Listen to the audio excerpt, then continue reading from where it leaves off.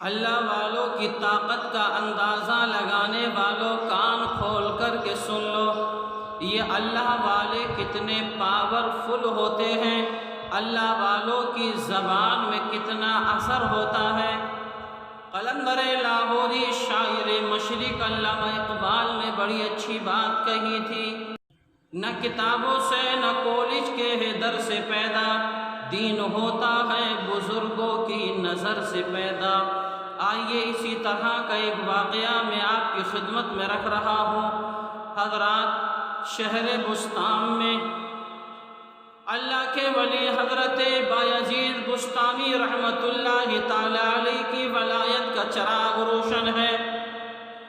اتفاق سے ایک دن کیا ہوا، کچھ لوگ حضرت بایزید بسطامی کی بارگاہ میں آئے اور آ کر کے کہنے لگے، حضرت ہمارے شہر کا ماحول بڑا اچھا تھا، ہمارے شہر کی آب و ہوا بڑی خوشگوار تھی، لیکن حضرت ایک معاملہ یہ پیش آیا ہے کہ کئی روز سے ایک فاحشہ اور بدکار عورت نے آ کر کے ہمارے شہر میں اپنا اڈا بنا لیا ہے۔ نوجوانوں کا پاکیزہ تقدس وہ عورت چھیننے کے چکر میں لگ گئی ہے، ہمارے شہر کے نوجوان بگڑتے چلے جا رہے ہیں۔ رات کی تاریکی میں، رات کے سناٹے میں نہ جانے کتنے نوجوان اس فاحشہ اور بدکار عورت کے کوٹے پر جا کر کے اپنی دین و دنیا تباہ و برباد کر رہے ہیں۔ حضرت کچھ کیا جائے، اگر کچھ نہیں کیا گیا تو آنے والے وقت میں ماحول بہت زیادہ خراب ہو جائے گا۔ اللہ کے ولی حضرت بایزید بسطامی نے کہا کہ ٹھیک ہے، ہم اس کے بارے میں کچھ نہ کچھ ضرور کریں گے۔ حضرات، وہ لوگ گئے تھے اللہ کے ولی حضرت بایزید بسطامی کی بارگاہ میں کہ آپ کچھ کیجئے۔ حضرت بایزید بسطامی نے کہا کہ ٹھیک ہے۔ جیسے ہی شام کا ٹائم ہوا، شام کے ٹائم حضرت بایزید بسطامی نے اپنا لوٹا لیا اور مصلی لیا، اس فاحشہ اور بدکار عورت کے دروازے پر پہنچے، وضو بنایا اور اپنا مصلی بچھایا، نماز کی نیت باندھی، اللہ اکبر کہہ کر کے ہاتھ باندھ لیے، فاحشہ عورت کے دروازے پر نماز پڑھ رہے حضرت بایزید بسطامی۔ اب جو بھی اس کا چاہنے والا، اس کا عاشق آتا، جو بھی اس فاحشہ اور بدکار عورت کے دروازے پر آنا چاہتا،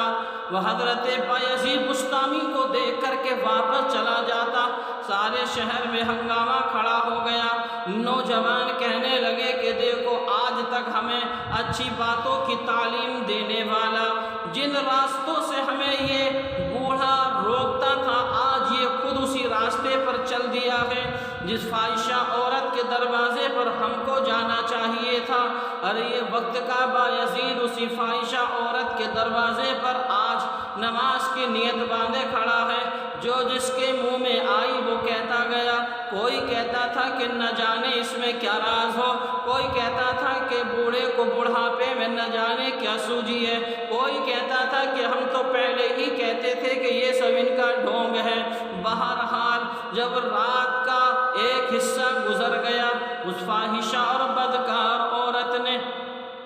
اپنی خادمہ سے پوچھا کہ آج کوئی ہمارا چاہنے والا نہیں آیا، آج کوئی ہمارا کسٹمر نہیں آیا، آج کوئی بھی ہمارے دروازے پر نہیں آیا، آج تو ہماری بوئنی بھی نہیں ہوئی، آج تو ہماری مارکیٹ ڈاؤن چلی جائے گی۔ اس نے اپنی خادمہ کو بھیجا کہ دیکھ کر کے آؤ، دروازے کے باہر کوئی معاملہ تو نہیں ہے۔ وہ اس کی خادمہ آئی، آ کر کے دیکھا حضرت بایزید بسطامی نماز پڑھ رہے۔ حضرات، اس خادمہ نے آ کر کے کہا، بزرگ، او بابا، آواز دی بابا، بات سنو، یہ تو ایک فاحشہ کا دروازہ ہے، تم یہاں پر کیا کرنے کے لیے آئے ہو؟ تم یہاں پر کیا کرنے آئے ہو؟ حضرت بایزید بسطامی نے کہا کہ مجھے کچھ کام اس فاحشہ عورت سے۔ اس باندھی نے جا کر کے، اس کی نوکرانی نے جا کر کے سارا حال بتا دیا، میری مالکن آج تو تمہارے دروازے پر اس شہر کا سب سے بڑا نیک انسان جس کو لوگ بایزید بسطامی کے نام سے یاد کرتے ہیں، تمہارے دروازے پر مسلح بچھائے نماز پڑھ رہا ہے، اس فاحشہ بدکار عورت کے پاؤں کے نیچے سے زمین نکل گئی، لیکن اس کے ذہن میں سوالات کا جم غفیر ابھر کر کے آیا کہ آج نہ جانے کیا معاملہ ہے۔ اپنی خادمہ سے کہا کہ ان سے جا کر کے کہہ دو اگر آپ کو اللہ اللہ کرنی ہے، اللہ کی عبادت کرنی ہے تو کسی مسجد میں چلے جائیں، یہ تو فاحشہ کا دروازہ ہے، یہ تو ایک فاحشہ کی چوکھٹ ہے، یہاں تو جو بھی آتا ہے اس کو ایک بھاری قیمت چکانی پڑتی ہے۔ خادمہ آئی، آ کر کے کہا بابا او بابا جائیے کسی مسجد میں جا کر کے اپنا مصلی بچھاؤ، نماز پڑھو، یہاں تو جو بھی آتا ہے اس کو بڑی قیمت چکانی پڑتی ہے۔ حضرت بایزید بسطامی نے کہا کہ ٹھیک ہے ہم قیمت دے دیں گے، تم بولی تو بولو، تمہاری مالکن کی قیمت کتنی ہے، وہ ایک رات کا کتنا لیتی ہیں؟ کہا کہ 200 درہم لیتی ہے۔ حضرت بایزید بسطامی نے کہا کہ ٹھیک ہے ہمیں منظور ہے، یہ لو 200 درہم اور اپنی مالکن سے جا کر کے کہہ دو ہم اندر آ رہے ہیں۔ حضرت بایزید بسطامی نے 200 درہم دیے، اندر پہنچ گئے، اس فاحشہ سے جا کر کے کہا دیکھو آج رات کے لیے ہم نے آپ کو خرید لیا ہے، اب جیسا ہم کہیں گے ویسا ہی آپ کو کرنا ہے، آج رات کے لیے تم ہماری ملکیت بن گئی ہو، ہم نے تمہاری قیمت چکا دی ہے۔ اس فاحشہ اور بدکار عورت نے کہا کہ ٹھیک ہے بابا جیسا تم کہو گے میں ویسا ہی کروں گی۔ وہ دل ہی دل میں ہنس رہی تھی کہ نہ جانے اس بوڑھے کو اس بڑھاپے میں کیا سوجھی ہے، لیکن میرے پیارے دیوانے کی نظروں کو جہاں دیکھ رہا ہے اور دیوانہ خدا جانے کہاں دیکھ رہا ہے۔ حضرت بایزید بسطامی نے کہا کہ دیکھو تم پہلے غسل کر لو۔ اس نے غسل کیا، کپڑے بدلی کیے اور آپ نے مصلی بچھایا، کہا کہ میرے بازو میں کھڑی ہو جاؤ، جیسے میں کروں ویسے ہی کرتے جانا۔ حضرت بایزید بسطامی نے 2 رکعت نفل نماز کی نیت باندھی، رکوع میں گئے، اس فاحشہ نے بھی رکوع کیا، آپ سجدے میں گئے، وہ فاحشہ عورت بھی سجدے میں چلی گئی۔ حضرت بایزید بسطامی نے رب کی بارگاہ میں دعا کی، پروردگار عالم اس عورت کو اس مقام تک لانا میرا کام تھا، اس کے سر کو تیری بارگاہ میں جھکانا یہ تو میرا کام تھا، اب اس کے دل کو جھکانا اور اب اس کے دل کو پاک کرنا مولا یہ تیرا کام ہے۔ آپ تو اتنا کہہ کر کے اپنا مصلی اٹھایا اور چلے گئے۔ اب یہ فاحشہ اور بدکار عورت اپنے سر کو سجدے میں رکھنے کے بعد میں زارو قطار رو رہی ہے،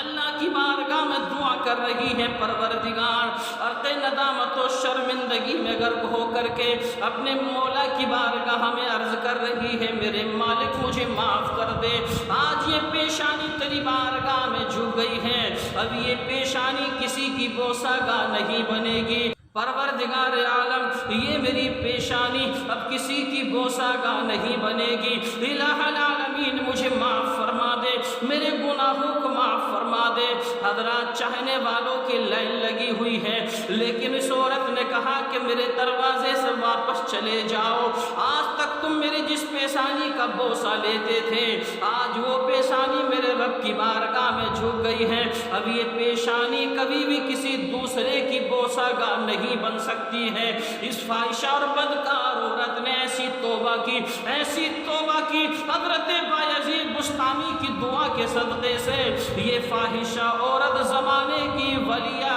کاملہ عابدہ اور زاہدہ بن جاتی ہے، بہت بڑی اللہ کی نیک بندی بن جاتی ہے کہ اللہ کے ولیوں میں اس عورت کا شمار ہونے لگتا ہے۔ اسی کی طرف تو اشارہ کرتے ہوئے قلندر لاہوری شاعر مشرق علامہ اقبال نے کہا تھا کہ نہ کتابوں سے اور نہ کالج کے ہے در سے پیدا، دین ہوتا ہے بزرگوں کی نظر سے پیدا۔